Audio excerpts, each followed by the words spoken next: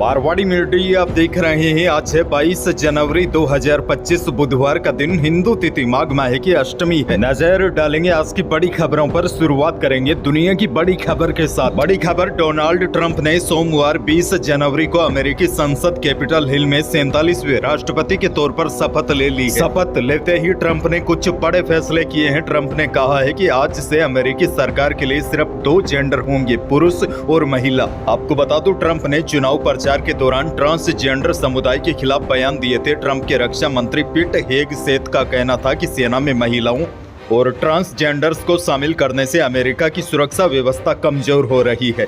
Trump ने दूसरा बड़ा फैसला यह लिया है कि देश में अवैध प्रवासियों की एंट्री बैन करने और अवैध प्रवासियों को पकड़कर बॉर्डर पर छोड़ने की पॉलिसी खत्म करने की बात कही है। यानी कि अब अमेरिका में अवैध रूप से घुसने की कोशिश करेगा, उसे वापस उसी के देश छोड़ दिया जाएगा। आगे बढ़ जाते हैं। आज देश के लिए भी बड़ा दिन है। अयोध्या स्थित नवनिर्मित मंदिर में विराजमान रामलला की प्रतिमा की प्राण प्रतिष्ठा की आज पहली वर्षगांठ है। यानी कि आज 22 जनवरी को अंग्रेजी कैलेंडर के अनुसार प्राण प्रतिष्ठा की पहली वर्षगांठ होगी। इस दिन को लेकर राम भक्तों में विशेष उत्साह है और लोग इस दिन को खास बनाने में जुटे हैं। देश के कई बड़े मंदिरों में आज धार्मिक आयोजन किए जाएंगे, साथ ही में घरों में दीप जलाए जाएंगे और विशेष पूजा और महाआरती के साथ आतिशबाजी भी होगी। कई बड़े मंदिरों में रोशनी के साथ विशेष सजावट भी होगी। बड़ी खबर यह है, अंग्रेजी कैलेंडर के अनुसार 1 वर्ष पहले अयोध्या में श्री राम जन्मभूमि मंदिर में रामलला 22 जनवरी 2024 को प्रधानमंत्री मोदी की उपस्थिति में विराजमान हुए थे।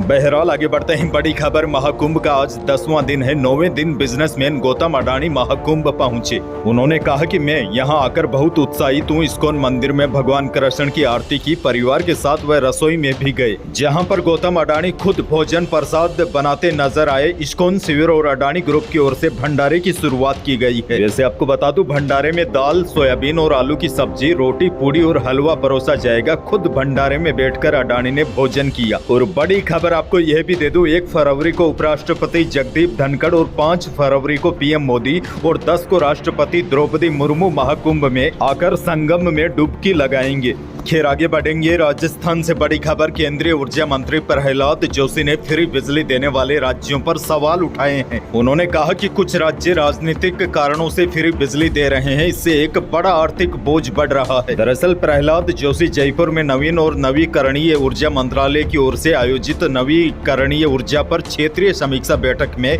यह बातें कही। केंद्रीय ऊर्जा मंत्री ने कहा, मैं किसी राज्य पर नहीं बोल रहा हूँ, लेकिन व्यवस्था लंबे समय से ठीक नहीं है। हमें कोशिश करनी चाहिए कि फ्री बिजली की जगह हम उपभोक्ताओं को इस तरह सक्षम बना दे कि वह न सिर्फ सस्ती बिजली का घर में उपयोग कर सके, बल्कि सरप्लस बिजली को ग्रिड में देकर देश की जरूरतों को भी पूरा कर सके। जोशी ने कहा, इसी बात को ध्यान में रखकर केंद्र सरकार पीएम सूर्य घर योजना भी लेकर आई है। जयपुर से बड़ी खबर, एक बुजुर्ग महिला और 2 नौकरों को बंधक बनाकर बदमाश 50 लाख रुपए के गहने और 7 लाख रुपए केस ले गए। सुबह 6 बजे पुलिस को घटना की जानकारी मिली। इलाके में लगे सीसीटीवी फुटेज के आधार पर बदमाशों की तलाश शुरू हो गई है। बुजुर्ग महिला की हालत ठीक बताई जा रही है। जानकारी के मुताबिक मंजू कोठारी, जिनकी उम्र 75 साल थी, इनके घर पर यह वारदात हुई। लूट की वारदात में 7 दिन पहले रखी एक नेपाली नौकरानी सावित्री भी शामिल है। बताया जा रहा है उसी ने बाहर से 2 लोगों को घर में बुलाया था। आगे बढ़ेंगे। एक और बड़ी खबर, जोधपुर में रह रही पाक विस्थापित मीना सोडा की शादी जैसलमेर के रहने वाले महेंद्र सिंह के साथ आज होने जा रही है। दरअसल मीना के माता पिता पाकिस्तान में रहते हैं, लेकिन मीना खुद भारत में अपने बड़े पापा के पास रह रही है। उनकी शादी में शामिल होने के लिए कई मेहमान पाकिस्तान से आएंगे। शादी में जोधपुर सहित आसपास के गांव में 1500 रिश्तेदारों को भी न्योता दिया है। परिवार ने बताया कि पाकिस्तान में शादी के लिए उनकी जाति के सारे लोग उनके ही गोत्र के हैं, इसलिए शादी के लिए सीमा के इस पार आना पड़ता है। आगे बढ़ेंगे। एक और बड़ी खबर, शिक्षा मंत्री मदन दिलावर ने मंगलवार को जयपुर के शिक्षा संकुल में राजस्थान स्टेट ओपन स्कूल का रिजल्ट जारी कर दिया है। इस बार के रिजल्ट में जहां 10वीं क्लास के 43.54% स्टूडेंट पास हुए थे, इसी तरह 12वीं क्लास के 44.95% स्टूडेंट पास हुए हैं। शेष स्टूडेंट आंशिक उत्तीर्ण रहे हैं, जिन्हें फिर से परीक्षा देने का मौका दिया जाएगा। बहरहाल आगे बढ़ेंगे। एक और बड़ी खबर, राजस्थान कर्मचारी चयन बोर्ड ने सोमवार को बड़ी कार्रवाई करते हुए फर्जी डिग्री के जरिए नौकरी हासिल करने वाले 129 पीटीआई टीचर को बर्खास्त कर दिया है। इसमें धौलपुर जिले के 12 पीटीआई शिक्षक भी शामिल शामिल है। फर्जी डिग्री के जरिए इन्होंने नौकरी हासिल की थी और बड़ी बात यह है 16 महीनों से यह टीचर तनख्वाह भी उठा रहे थे, लेकिन अब इन पर बड़ी कार्रवाई हुई है और इन सभी को बर्खास्त कर दिया है। आगे बढ़ेंगे। एक और बड़ी खबर, राजस्थान के अजमेर उर्स के दौरान एक वीडियो सोशल मीडिया पर खूब वायरल हो रहा है, जिसमें एक भिखारी के पास आईफोन 14 प्रो मैक्स देखा गया। चौंकाने वाली बात यह है कि इस फोन की कीमत करीब 1,69,000 रुपए है। वायरल वीडियो में भिखारी दावा कर रहा है कि उसने यह महंगा फोन मांगकर इकट्ठा किए गए पैसों से खरीदा। अब लोग यह जानकर हैरान है कि यहाँ कुछ लोग अपनी जरूरतें पूरी करने के लिए संघर्ष करते रहते हैं, वहीं एक भिखारी लग्जरी फोन इस्तेमाल कर रहा है। वीडियो पर लोगों की मिली जुली प्रतिक्रियाएं भी सामने आ रही है। झुंझुनू से बड़ी खबर, राजस्थान में दलित ट्रैक्टर चालक की बेरहमी से पिटाई का बड़ा मामला सामने आया है। बताया जा रहा है कि ईंट भट्टा मालिक ने दलित चालक को इसलिए पीटा क्योंकि उसने पानी के मटके को छुआ था। दलित युवक ने यह भी आरोप लगाया है कि उसे किडनैप कर हरियाणा ले जाया गया और उसकी पिटाई की गई। पूरा मामला झुंझुनू जिले के पचेरी कला थाना क्षेत्र का बताया जा रहा है। वहीं पुलिस ने कहा है कि अभी मामले में पूछताछ जारी है तथा जांच के बाद आगे की कार्रवाई की जाएगी। पुलिस ने कहा है कि दोषी चाहे कोई भी हो, उसे बख्शा नहीं जाएगा। आगे बढ़ेंगे। चूरू जिले से बड़ी खबर है, लद्दाख में शहीद हुए सादुलपुर के जवान सतीश स्वामी का मंगलवार शाम करीब 4 बजे उनके पैतृक गांव ठिमाऊ बड़ी में अंतिम संस्कार किया गया। इस दौरान सभी की आंखें नम हो गई। बताया जा रहा है लद्दाख में पहाड़ी से फिसलने से जवान शहीद हो गए थे।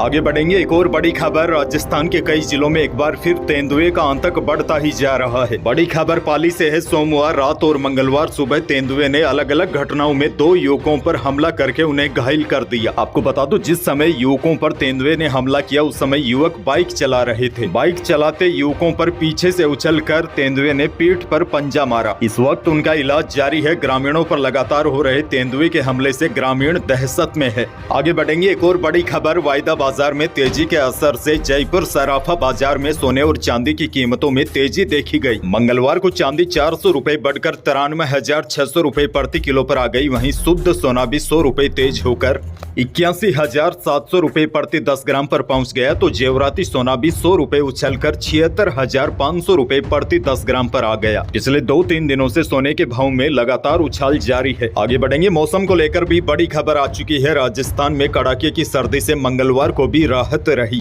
कई शहरों में तो दिन का अधिकतम तापमान 25 डिग्री सेल्सियस के ऊपर चला गया। अब सबसे बड़ी अपडेट यह है, बुधवार यानी कि आज 22 जनवरी से राज्य के उत्तरी पूर्वी हिस्सों में मौसम बदलेगा और एक हल्के प्रभाव का पश्चिमी विक्षोभ सक्रिय होगा। इस सिस्टम के प्रभाव से आज जयपुर, सीकर, झुंझुनू समेत 8 जिलों में बादल छा सकते हैं और हनुमानगढ़, चूरू, सीकर, झुंझुनू, जयपुर, अलवर, दौसा और भरतपुर जिलों में कुछ स्थानों पर बूंदाबांदी या फिर हल्की बारिश की भी संभावना है। हालांकि यह सिस्टम अपना ज्यादा असर नहीं दिखा पाएगा क्योंकि यह सिस्टम कमजोर है, लेकिन आज इस सिस्टम से प्रदेश के कई इलाकों में बादल छा सकते हैं और मौसम बिगड़ सकता है। यही थी प्रदेश और देश की आज की बड़ी और महत्वपूर्ण खबरें। वीडियो को लाइक करना बिल्कुल न भूलिए और चैनल पर नए हैं तो सब्सक्राइब जरूर कीजिए ताकि आप अपडेट रहे बड़ी और काम की खबरों से। धन्यवाद।